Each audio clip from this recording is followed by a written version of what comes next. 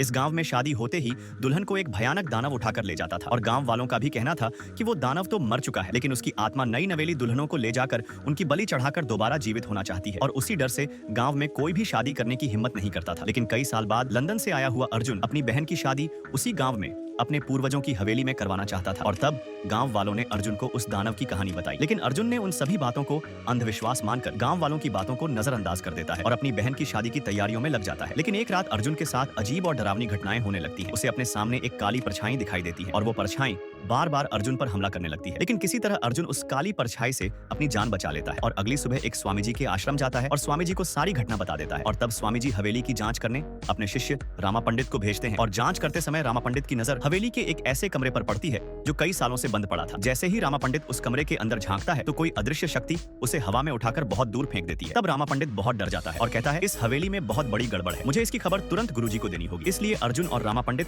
तुरंत आश्रम की ओर निकल पड़ते हैं। लेकिन बीच रास्ते में भयंकर तूफान और बारिश शुरू हो जाती है और ऐसा लगता है कि वो अदृश्य शक्ति उन्हें आश्रम पहुंचने से रोक रही हो। और तभी आसमान से एक पत्थर की सीट आकर रामा पंडित की जान ले लेती है। दूसरे पार्ट के लिए चैनल को सब्सक्राइब कर दो।